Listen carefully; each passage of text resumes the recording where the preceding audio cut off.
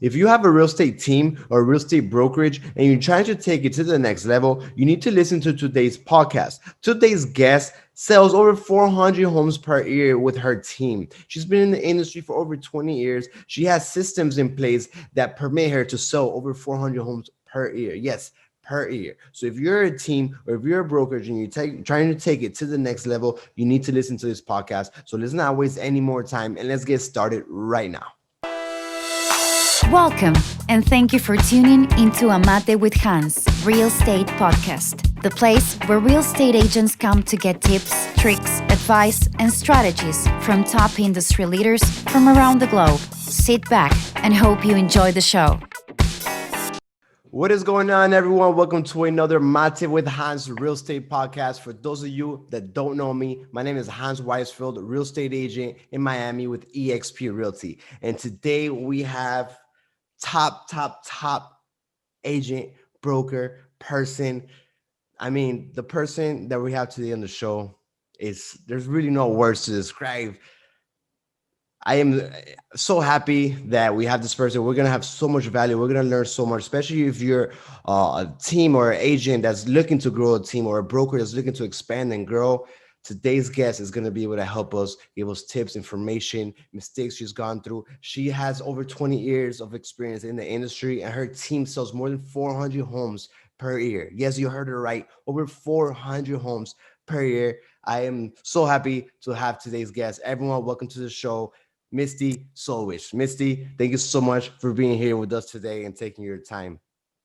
Thank you so much. It's a fun opportunity. Awesome, Misty. So over 20 years in the business, over 400 homes sold per year. I mean, I know a lot of agents are probably hearing this right now. They're like, oh my God, like, how is that even possible? So tell us a little bit, Misty, so you have a brokerage and a team, is that right? Yes. And my brokerage is 95% my team. I mean, it's something that I moved over time from having a brokerage of solo agents to growing my team and really putting my focus there. Oh, that was actually a question I was going to ask you. So is that the same brokerage? So you started a brokerage kind of like with the mindset of a broker, and then you're like, you know what, let me actually build my team inside my brokerage. Is that kind of exactly? Yes. And what was the reason for that, Misty? Is it more to like really help those agents and give that value, like more a personalized way, or why, or is it numbers, or what exactly? Well, a couple different things. My business was quickly growing, and so even though I had really successful agents at my brokerage, I really found more fulfillment out of the more hands-on care with people that were directly working under me, and just really found that I was able to use what I'm really great at, marketing, procuring clients, helping train people very specifically to grow our client base. That makes so much sense. So that's awesome. I'm sure those agents that are how many agents are in your team? Can you tell us about how you have your team structured right now? I mean, selling 400 homes a year. People maybe think you have hundreds of agents, which I know you do not. So tell us. No, we're a very productive team, but it's because there's a lot of support for the sales agents. So I have currently right now 6 outside sales agents. I've got 2 agents that are in training to join the sales side. And then I have 2 inside sales agents, ISAs. And then everyone else is on the operations side. So I have an operations manager, a field services coordinator who's also a photographer, an office manager, and then 4 virtual assistants. Wow, that is amazing. So you have only 6 agents right now that are out in the field, correct? Yes. So we're talking about buyers specialists and listing specialists, correct? Yeah, and I had it very separated for quite some time, but as my sales team started getting more and more experience, I started expanding, and instead of having them be specifically delineated, we had them. I developed a career track where, as people's experience grew with the team and they hit different sales goals, that they had the opportunity first to work with the other side of sphere and then with team clients. Right. Wow. Those agents must be so happy to be working with you, Misty. That's awesome. So, and you told me you have two trainings. So that means, I mean, of course, I'm sure you have the amazing systems that you've built over time, and I'm sure these you don't just get an agent and just throw them out there. So, No. how is your training like? And I mean, yeah, tell me a little bit about your training. I mean, that's very interesting to join a 400 per year, transaction team. Well, it's interesting because like many agents, starting out growing a team, it was, okay, I need some help. There's someone in front of me. You want to sell houses with me? Great. And Uh-huh. sometimes it would work great. Sometimes it would be really painful. And so over time, started developing more of a system to make sure, like, I have a team that's very, like, there's a lot of structure, there's a lot of accountability. Not everyone in real estate's a great fit for that. Right. So when someone comes on and they're in training, we have first an internship program.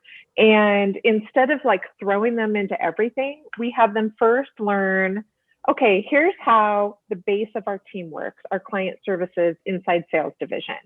So we want you to just learn how to talk to people on the phone, how our Mm, systems work. We want you to hit some different goals during a short period of time. We'll pay right. you for that time.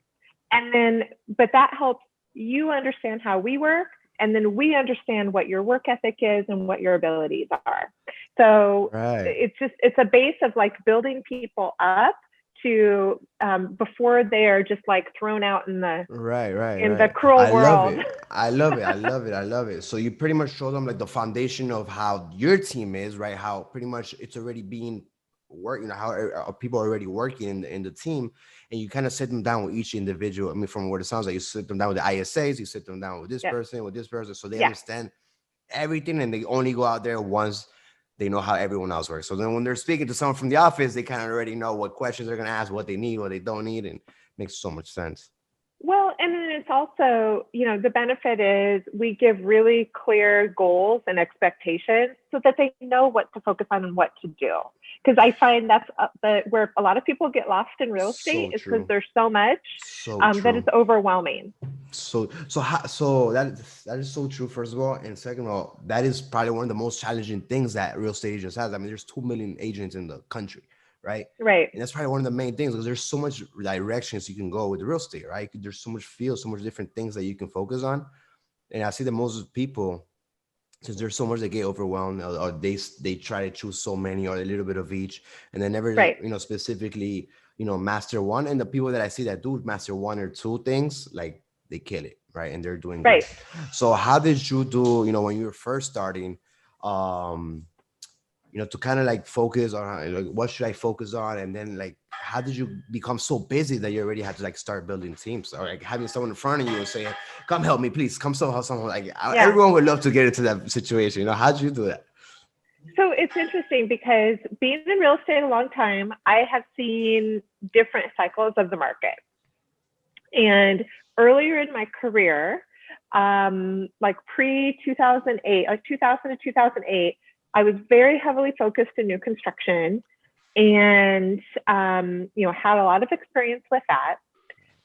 But then when I decided to open my own brokerage, that was right as the market was crashing. And so to keep busy and to keep my business afloat, I started working in REO, real estate owned foreclosures, Right. and becoming an expert on short sales, just distressed properties in general. I think that Right. set me up really well to be able to grow a team, in that I was able to, I had to have a lot of great administrative support, and I had to have systems in order to sell foreclosure properties, because there's just a lot of reporting and a lot of just a lot of different steps that are Of part of course. that Right. process. Right. So, but and that was something that I naturally connected with. I'm a big systems person. I love the process. But the other thing that I think worked really well for me was it was inventory that a lot of agents that were in the business were kind of afraid to take on in my market. And they didn't see the potential that foreclosures are a huge lead generator. People are very fascinated with them, even Right. if they're not Yes. necessarily a fit to purchase them.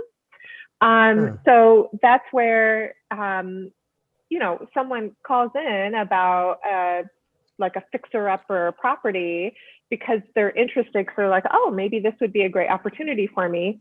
You show it to them. Maybe it's not a great fit because they didn't mean that much work.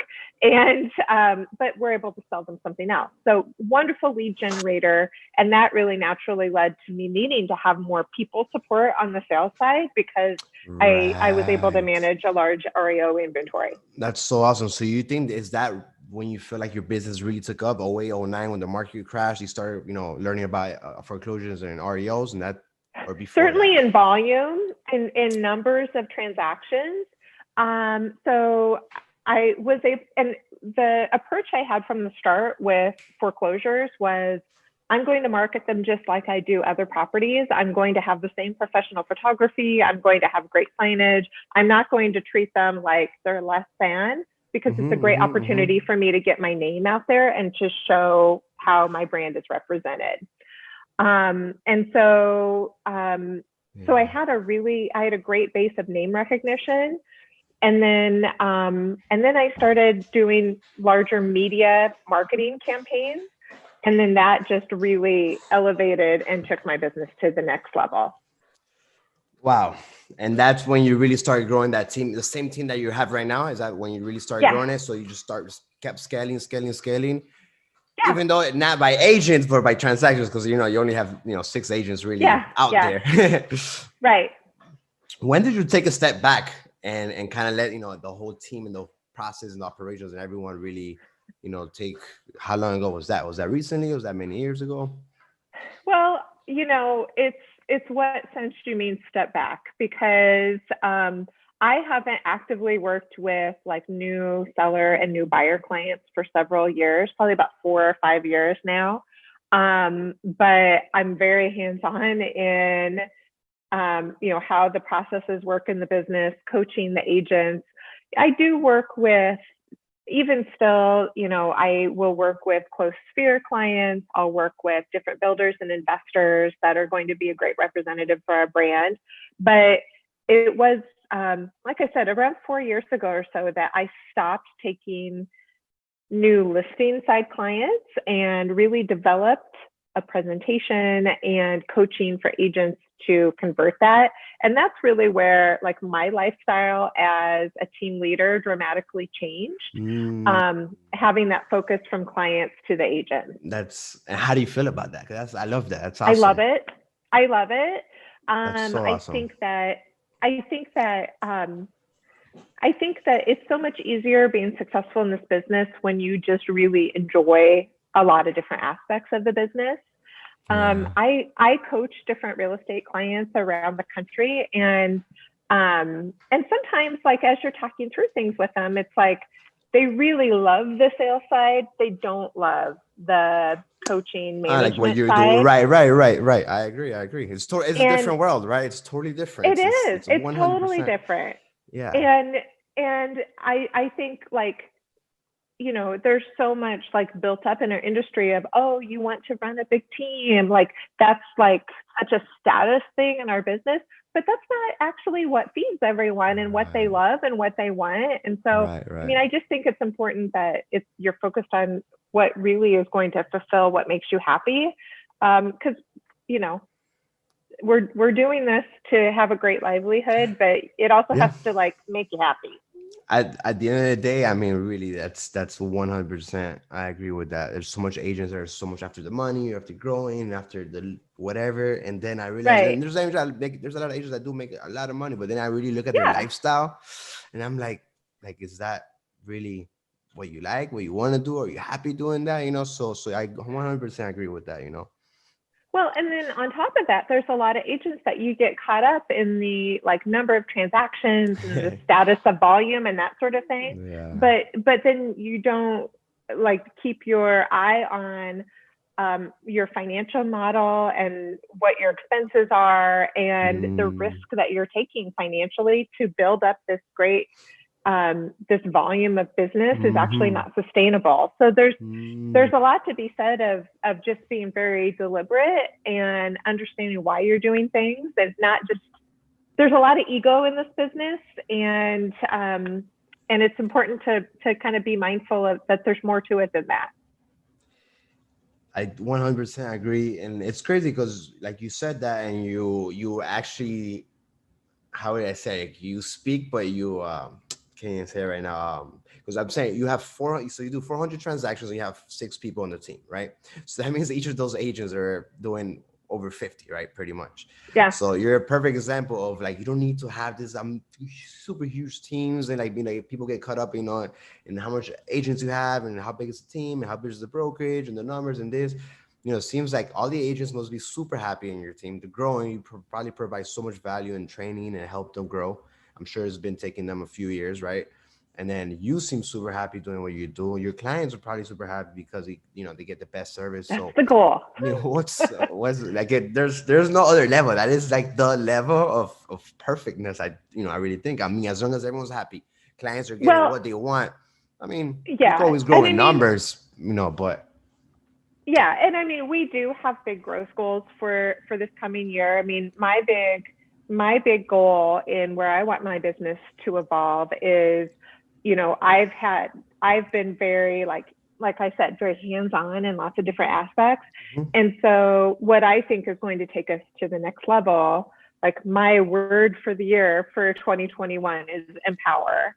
And I want to empower other leaders in my company, because I think that that's going to bring us to the next level of growth. So that they're able to complement what I bring to the table to Right. help our agents be successful.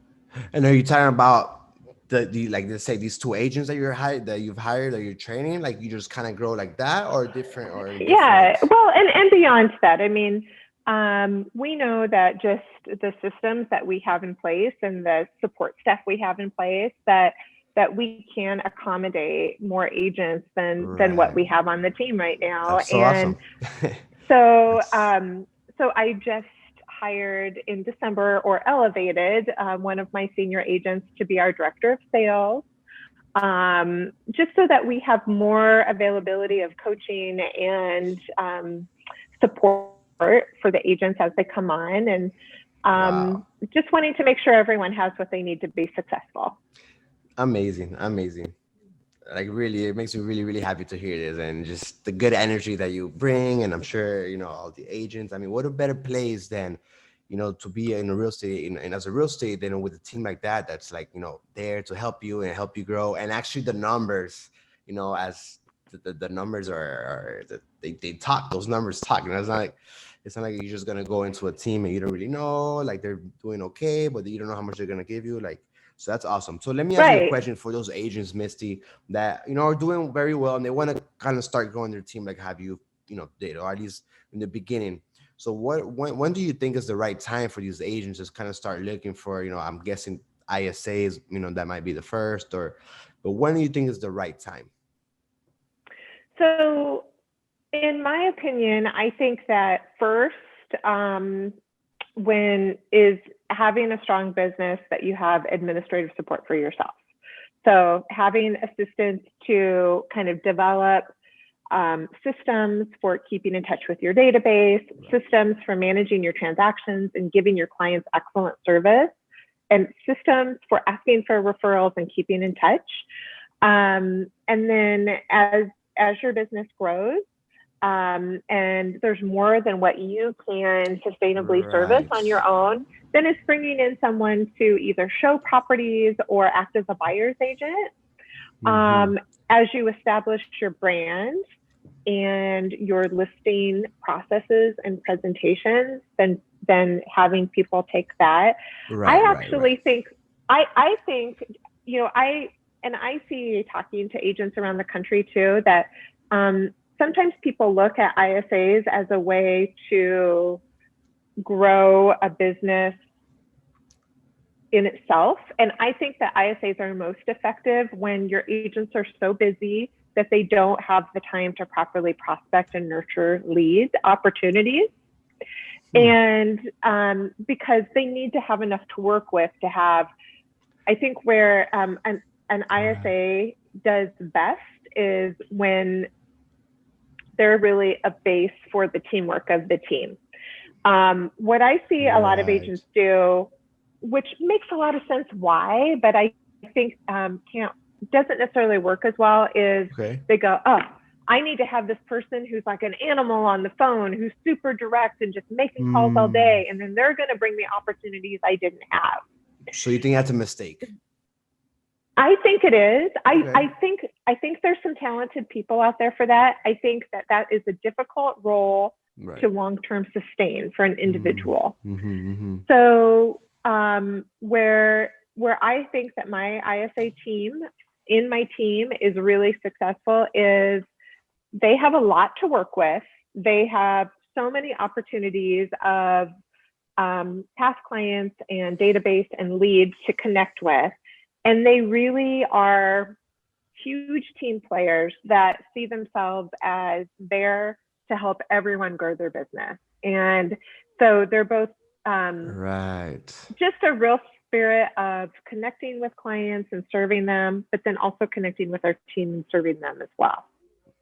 So do you feel like to differentiate what you're saying, like those agents that hire ISA and just kind of like pounding them, just make cold calls, call, bring me leads. And then in your case, you're more like, just build relationships, just more of a relationship and making them feel like, hey, they're a really big part of the success of the team. And that just makes it, very different than having like just call without any type of, any feeling, any it's got to be some feeling in there. You got to make, human beings want to feel loved, or like they're part of something, right? It's people make choices to work with us ultimately when they like us and trust us. And so someone that has a really natural time connecting with people in that way, I think it's easy for them to be successful at it. Have you gone already through a few ISAs that you saw that they weren't working, or? Yeah. So earlier in my time growing a team, as I started using ISAs and kind of developing that system for our team, I would have like, oh, let's have you be an ISA for 3 to 6 months and then become a sales agent. It's a very common way to go about things on teams. Right. And when I had people that really had zero desire to be an ISA and they felt like it was penance that they were doing until they got to do what they really wanted to do, then they didn't do as good of a job at it, or they were short term. When I found people that they're like, working. So the way my ISAs work, they work 40 hours a week in the office, and then they work 10 to 15 hours a week on call. But I give them lots of flexibility in how their schedule works. I just have certain tasks that they need to get done every day and different metrics they need to hit. But as soon as I found people that it was like, this job's amazing, and I'd much rather do this than being an outside sales agent, it made all the difference in the world. That is so awesome. How about the systems? Like, did you build all these things over time, like from mistakes, from messing up, from failing? Hey, let's try this, let's try it. I mean, you already said that you are a system type of person, right? That you're I'm sure you're very organized and you're very analytic. How did you come up? Because to sell 400 homes and only have 6 people out there. I know you have your ISAs. I know you have a lot of inside support. Yes. Right. There is. I know you have the VAs like helping, but still, right? I mean, it's still a big volume of transactions with, few people. So it's got to be like amazing systems. Like everything's got to be, I mean, at least from what it sounds like. I mean, definitely. Yeah. It's got to be. So how did you come up with that, Yeah. So, what's really helped us be more and more successful over time is just having really clear metrics of what it is that we expected everyone to do every day.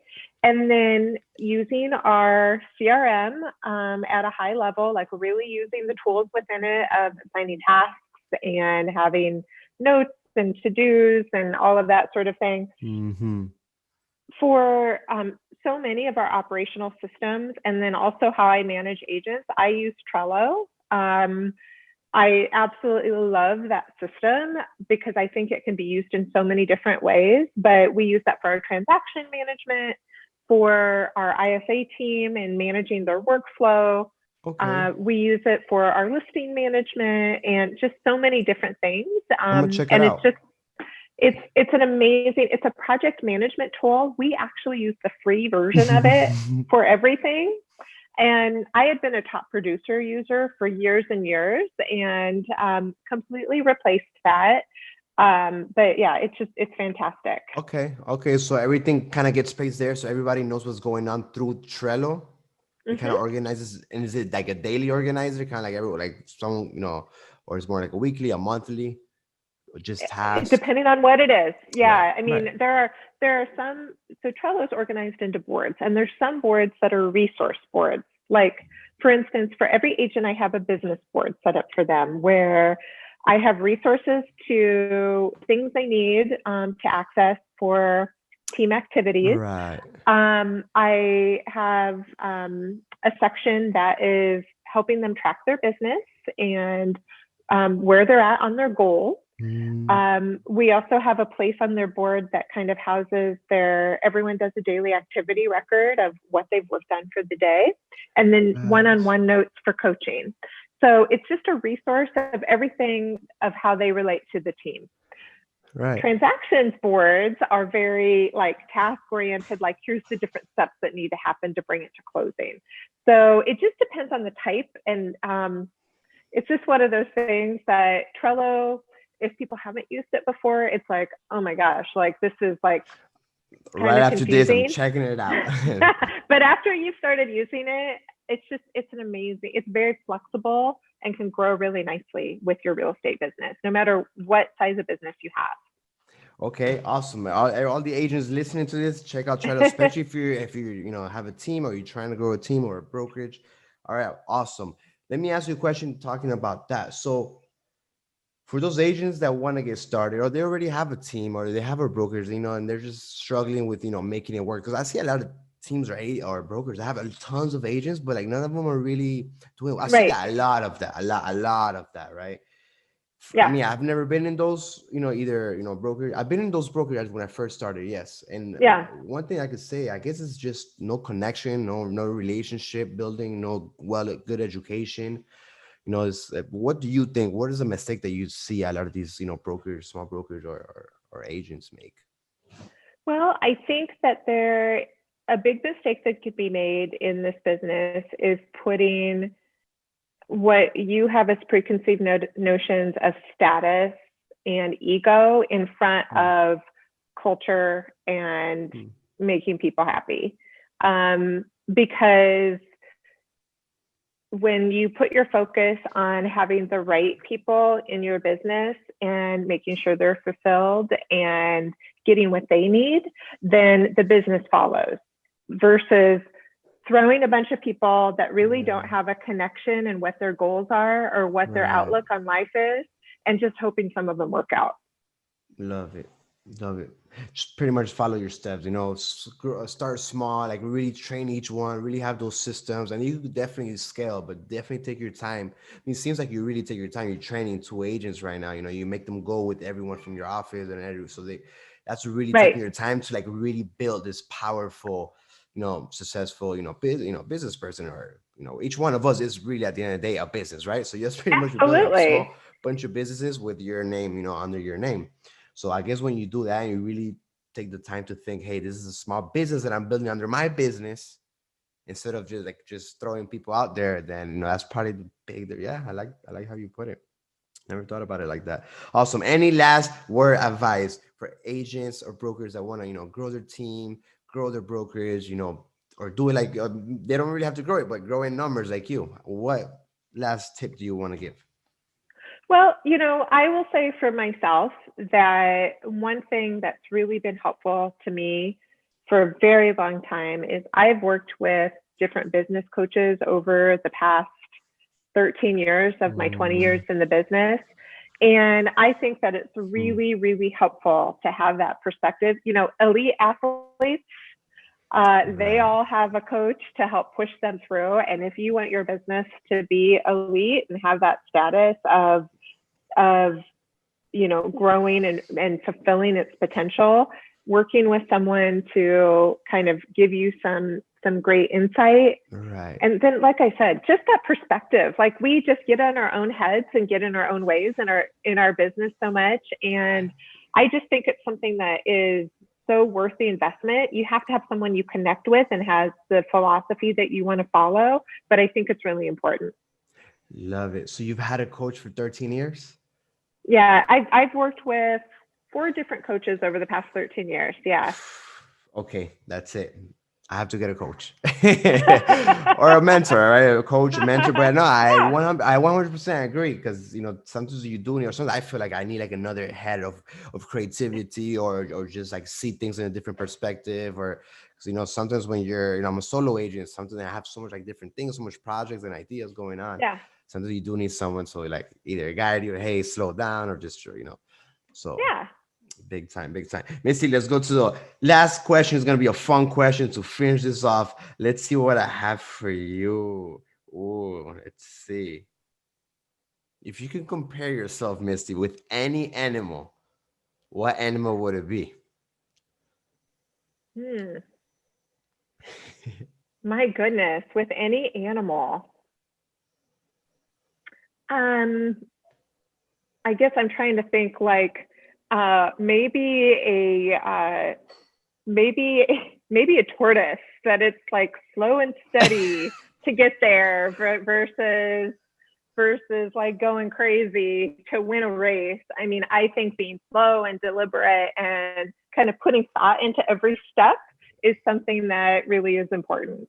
What? That was killer. Loved it. Loved it. You gave it a super good meaning behind the animal. That's so true. That's so true. So pretty much you're trying to say, guys, whoever's listening, to keep doing what you're doing, but just remember that slow and steady wins the race, right? Like slow and steady, be consistent, and just keep, I mean, you've been in the business for 20 years, I'm sure you've gone through a lot of ups and downs, but I guess the systems and just being consistent, Misty has taken you to the next level where we wish we all would love to get there one day. Misty, thank you so much for being in the show with us today. Learned a lot from you, especially for those agents or teams or brokers that are trying to grow their business, how you've done it and how they can do it too. So again, thank you so much. It was an honor having you today. Thank you so much. It was really fun. Anyway, thanks so much, Misty. I appreciate it. That was awesome. I love your energy. I really do. This is off show, by the way. I love, I figured. love your energy. Yeah, it was awesome. And yeah, I was serious. I was like, maybe I should just move to Iowa and work with Misty. You'd love it here. It's a really great, like, low cost of living. Like people are nice. It's a steady economy. There's a lot of good things here. I know there's a university somewhere over there because I went to that. Oh, it's Iowa City, maybe, was it? Iowa City? Yeah, Iowa City's not that far from Fairfield. So yeah, University of Iowa is there, which is a huge state college. That's about 2.5 hours from where I'm at, but I'm near the capital, Des Moines. And yeah, it's a cool city though. Is that where the airport is? Yeah. I remember landing. I think it was there, right? Des Moines. Well, there's one in Cedar Rapids though too, and I just wonder if you were at Fairfield if you didn't land there. Right. One of those two. Yeah, you're right. I think it was Des Moines, but yeah, it was probably like 2 hours away from Fairfield. I think just a road with nothing on, or nothing. Yeah, the interstate. It sure would be. It was amazing. I really appreciate it.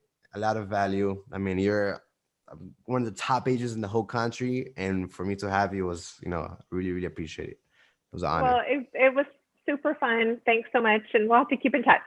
Absolutely, Misty. Take care. Talk later. Thank you. Bye-bye.